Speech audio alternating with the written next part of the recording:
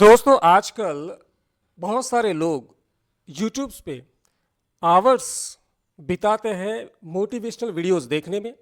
उन सभी को अपनी पर्सनालिटी डेवलप करानी होती है और बहुत ही कॉन्शियस होते हैं अपनी पर्सनालिटी को लेके। लेकिन मुझे बताइए कि यूट्यूब पे वीडियोस देख के क्या आपकी पर्सनालिटी डेवलप हो सकती है? आखिर ये पर्सनालिटी डेवलपमेंट होता क्या है, इसी को आज हम जानेंगे।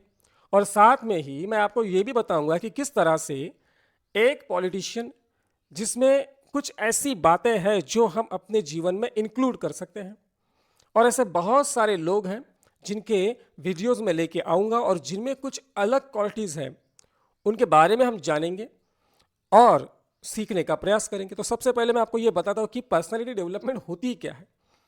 एक सिंपल सा मैं सवाल आपसे पूछता हूँ, क्या विराट कोहली की जो पर्सनालिटी डेवलप हुई है वो यूट्यूब पे वीडियोस देख के हुई है? नरेंद्र मोदी की जो पर्सनालिटी आज डेवलप हुई है, इतने बड़े वर्ल्ड लीडर वो हो गए, तो क्या यूट्यूब पे वीडियोस देख के वो हुए? कोई भी इंसान आप ले लीजिए, आप खुद चुनिए उस इंसान को, आपका कोई रोल मॉडल होगा। क्या वो रोल मॉडल यूट्यूब पे पर्सनालिटी डेवलपमेंट के और मोटिवेशनल स्पीकर्स के वीडियोस देख के बड़ा हुआ है? कोई भी नहीं हुआ। एक सिंपल सा यहाँ पे लॉजिक है, वो ये है कि हमारे घर में हमारे ऊपर हमारे माँ बाप की तरफ से जो संस्कार बचपन में होते हैं वही फ्यूचर में हमारी पर्सनालिटी को डिफाइन करते हैं। अगर अच्छे संस्कार बचपन में किसी भी लड़के के ऊपर लड़की के ऊपर होते हैं तो उसकी पर्सनालिटी ऑटोमेटिकली ग्रो होगी। अल्टीमेटली पर्सनालिटी डेवलपमेंट है क्या? अच्छी आदतों को अपने जीवन में इंक्लूड करना, उसको बनाए रखना, टिकाए रखना, खुद को चेंज करते रहना। That's all. तो आज दोस्तों मैंने एक बहुत ही अलग चीज़ की है। मुझे नहीं पता कि ये आपको पसंद आएगी या नहीं, क्योंकि मैंने एक ऐसे व्यक्ति के ऊपर ये वीडियो बनाया है जिसकी लाखों में करोड़ों में फ़ैन फॉलोइंग है। उसी प्रकार इनके बहुत सारे क्रिटिक्स भी हैं। तो हमारे प्राइम मिनिस्टर नरेंद्र मोदी, इनके ऊपर ये वीडियो है और आज हम ये देखेंगे कि इनमें ऐसे क्या गुण हैं जो हम में नहीं है और हम वो ले सकते हैं। ठीक है ना? कुछ देखिए, खुद को इवेल्युएट कीजिए, देखिए कि आप में क्या क्वालिटीज़ हैं, आप में क्या क्वालिटीज़ हैं और क्या नहीं है, अच्छे हैं या बुरे हैं। अच्छे हैं तो उनको बनाए रखना, बुरे हैं तो उनको निकालना है। और अगर कुछ क्वालिटीज़ जो आप में नहीं है वो दूसरों में है तो उनको लेना है। बहुत बार क्या होता है कि हम फॉरेनर्स के बारे में सोचते हैं, ऐसे लोगों के बारे में सोचते हैं जिनसे हमारा कभी कांटेक्ट होता ही नहीं। आप अगर अपनी आंखें खुली रखोगे ना, जैसे न्यूटन ने कहा था, सर आइजैक न्यूटन ने कहा था, seeing is knowing, seeing is knowing, observation करना ही जानना है। तो ऑब्जर्व कीजिए कि हो सकता है कि आपके घर के बाजू में ऐसा कोई व्यक्ति हो, उसमें इतने अच्छे गुण हो लेकिन आपने उसे कभी देखा ही नहीं। तो हमने भी नरेंद्र मोदी को एज अ प्राइम मिनिस्टर देखा, कभी ये नहीं सोचा कि यार इनमें भी कुछ अच्छे गुण हो सकते हैं जो हमें हेल्प कर सके हमारी पर्सनालिटी को ग्रो करने के लिए। यहाँ पे हमें इन्हें एज अ पॉलिटिशियन नहीं देखना है, एज अ ह्यूमन बीइंग देखना है। किस तरह से इन्होंने अपनी लाइफ की बिगिनिंग की, एक चाय वाले से लेके आज वो इंडिया के प्राइम मिनिस्टर है, वर्ल्ड के टॉप मोस्ट लीडर है। और इनकी पॉपुलैरिटी इतनी है कि सोशल मीडिया पे तो है ही, लेकिन कुछ सालों पहले ग्लोबल रेटिंग्स, अप्रूवल रेटिंग्स आई थी वर्ल्ड लीडर्स की, जहाँ पे इनकी रेटिंग सबसे ज़्यादा थी। उस टाइम पैंडेमिक था। दोस्तों सबसे अच्छी बात जो मुझे नरेंद्र मोदी में लगती है वो दो तीन ही हैं क्वालिटीज़, क्योंकि बहुत सारे क्वालिटीज़ जो मैंने यहाँ पे लिखे हैं ना, वो आपको सब लोगों में दिख जाएगी, बहुत सारे लोगों में दिख जाएगी। लेकिन कुछ ऐसी बातें, दो तीन बातें हैं जो मैं आपको आगे बताऊंगा, जो स्पेशली मुझे नरेंद्र मोदी में दिखती है। लेकिन इतना बड़ा वीडियो बनाना तो सिर्फ तीन ही क्वालिटीज़ को लेकर मैं नहीं बना सकता था, इसलिए मैंने कुछ कॉमन क्वालिटीज़ भी यहाँ पे लिख डाला है। तो लीडरशिप क्वालिटी, कैसे नरेंद्र मोदी एक अच्छे लीडर हैं? आप जरा सोचिए, एक व्यक्ति जो एक अलग स्टेट से आया, एक छोटे से शहर से आया, एक हम्बल फैमिली से आया और आरएसएस ज्वाइन की। जब उन्होंने आरएसएस ज्वाइन की तब उन्होंने अपने एरिया के जो एक अखिल भारतीय विद्यार्थी परिषद है उसकी विंग के वो लीडर बने। तो लीडरशिप क्वालिटी इनमें बचपन से बहुत पहले से थी। बचपन से कहना ये उचित नहीं होगा, बहुत पहले से थी। देखिए, लीडरशिप ये क्वालिटी ऐसी है जो इनबॉर्न है। बहुत सारे लोगों में वो जन्मजात होती है, लेकिन हम उसको अपने आप में ला भी सकते हैं विद प्रैक्टिस एंड एक्सपीरियंस। इतनी बड़ी पार्टी के वो लीडर हैं। आप सोचिए, देश को चला रहे हैं, उनको लीड करना पड़ता है। सबको, लीडर की क्वालिटी क्या होती है? सबको मिला के रहना, सबके साथ रहना, सबको यूनाइट करके रखना और अपने उद्दिष्ट को प्राप्त करना। तो ये क्वालिटी नरेंद्र मोदी में है। अब ये क्वालिटी हम खुद में कैसे ले सकते हैं? तो देखिए, अब आप भी स्पोर्ट को एंजॉय कीजिए, खेलिए। खेलने में क्या होता है कि लीडरशिप की क्वालिटी आ जाती है। हम, अगर आप क्रिकेट खेल रहे हो तो कभी कभी कैप्टन बन जाओ, रिस्पॉन्सिबिलिटी लो। लीडरशिप क्वालिटी वही उसी इंसान में आ सकती है जो रिस्पॉन्सिबिलिटी लेना जानता हो, उसमें वो डेयरिंग, उतनी डेयरिंग हो कि वो रिस्पॉन्सिबिलिटी ले सके। वही इंसान लीडर बन सकता है। तो नरेंद्र मोदी ने ऐसे बहुत सारे निर्णय, डिसीजंस लिए अपने कार्यकाल में, जो ये दिखाता है कि उनमें वो क्षमता है। क्योंकि अल्टीमेटली अगर वो पॉलिसीज फेल हो जाते या फिर हुए हैं तो उसका ब्लेम नरेंद्र मोदी पे ही आएगा, और आया भी है। दूसरी क्वालिटी जो मुझे नरेंद्र मोदी में अच्छी लगती है वो है कम्युनिकेशन स्किल। दोस्तों, कम्युनिकेशन, बोलना, जिसको अच्छे तरीके से बोलना आता है वो मिट्टी को भी बेच सकता है। He can sell the soil if he has the ability of speaking. और मुझे तो ऐसा लगता है कि 2014 में जो बीजेपी आई उसमें नरेंद्र मोदी के स्पीचेस का 50% कंट्रीब्यूशन है। आप उनके स्पीचेस, अब तो उनके स्पीचेस बहुत ही लेंदी होते हैं और सुन सुन के हम पक चुके हैं, लेकिन जो उनके बिगनिंग के 2014 के जो स्पीचेस थे वो बहुत ही अच्छे थे। And he has the command over the language. Hindi पे बहुत अच्छी कमांड है। वो गुजराती है, लेकिन बहुत सारे जो हिंदी स्पीकर्स लोग हैं उनसे भी अच्छी हिंदी बोलते हैं। तो लैंग्वेज पे कमांड है। लोगों का माइंडसेट वो जानते हैं, लोगों को क्या चाहिए, उनके साथ किस भाषा में किस तरह से बात करना चाहिए, ये उनको पता है। ये स्किल हमें भी सीखनी है। आप क्लास में, आप अगर स्टूडेंट हो तो स्कूल में जो भी कॉम्पिटिशन्स होते हैं उसमें पार्टिसिपेट कीजिए, स्पेशली स्पीच कॉम्पिटिशन में। एंकरिंग कीजिए, बोलिए दोस्तों के साथ। टीचर्स अगर आपको कुछ पूछते तो उनके आंसर्स दीजिए। यह आप में कम्युनिकेशन स्किल्स डेवलप कराएगी। डिक्शनरी में अच्छे शब्दों को याद कीजिए और उन्हें अपने डे टू डे लाइफ में यूज़ कीजिए। देखिए, हम कम्युनिकेशन स्किल्स को नेग्लेक्ट करते हैं, लेकिन दिस इज़ अ वेपन, बहुत ही बढ़िया एसेट है किसी भी व्यक्ति के लिए, उसके पर्सनालिटी के लिए। अगर आप अच्छी तरीके से बात कर सकते हो तो जीवन में आप कुछ भी कर सकते हो। आप कोई भी हो, आपका डेवलपमेंट ऐसे ही होगा। लेकिन दोस्तों, यहाँ पे एक बात ध्यान में रखने वाली है कि कम्युनिकेशन करते वक्त लैंग्वेज पे कमांड होनी चाहिए। लैंग्वेज सीखने आपको, और आपको एक ही भाषा नहीं सीखनी है, आपको अलग अलग भाषाएं भी सीखनी है ना।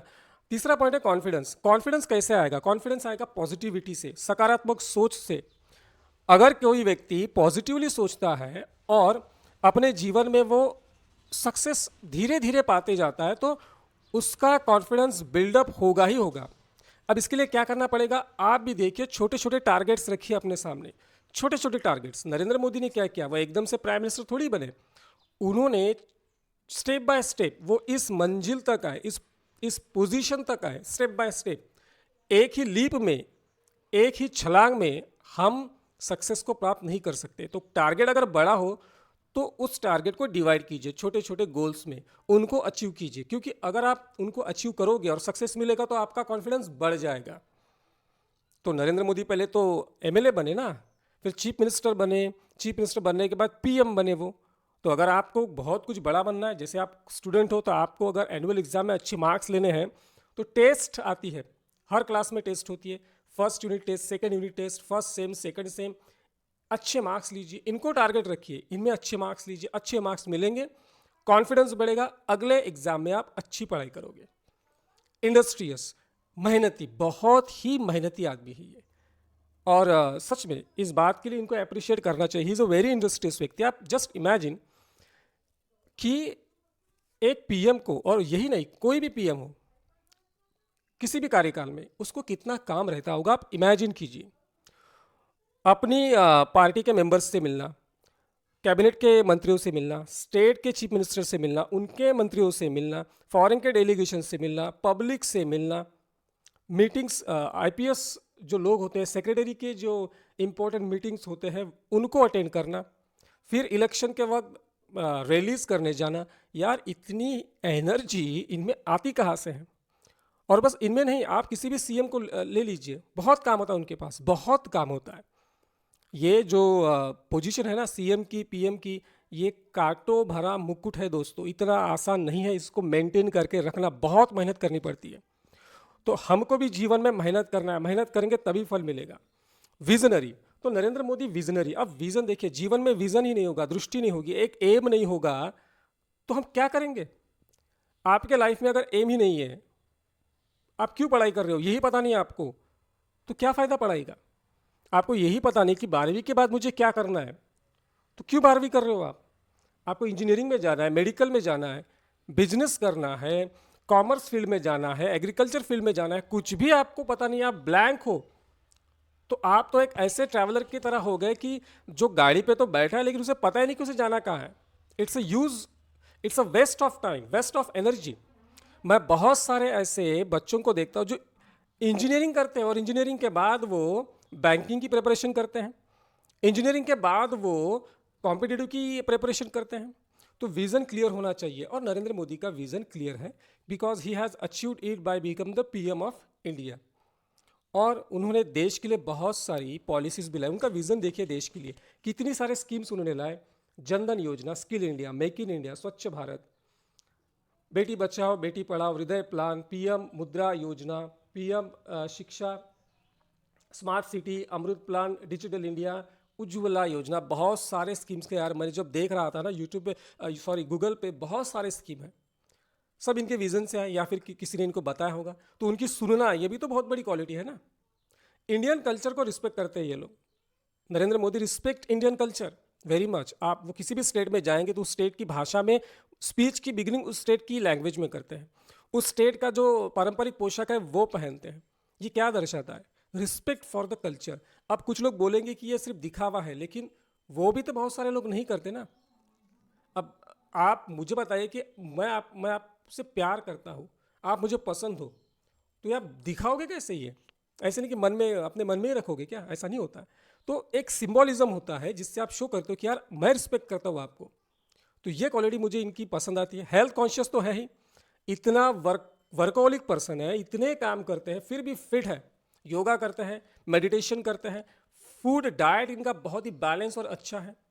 एक बात जो मैं आगे आपको और आपके लिए भी, आप अभी से अपने हेल्थ के बारे में सोचना स्टार्ट कर दीजिए, आगे आपको बहुत प्रॉब्लम होने वाली है। बिकॉज जिस टाइम पीरियड में हम जी रहे हैं ना, सब मिक्स है, खाना भी कंटामिनेटेड है, जो सब्जियां हम खाते हैं वो भी कंटामिनेटेड है, बहुत पोल्यूशन है हमारे जीवन में, हमारे खाने में, हवा में, चारों तरफ। You have to be careful about your life, about your health, वरना तो फिर प्रॉब्लमेटिक लाइफ है दोस्तों। अब आगे वाला जो पॉइंट है वो है हाउ टू मेंटेन रिलेशनशिप।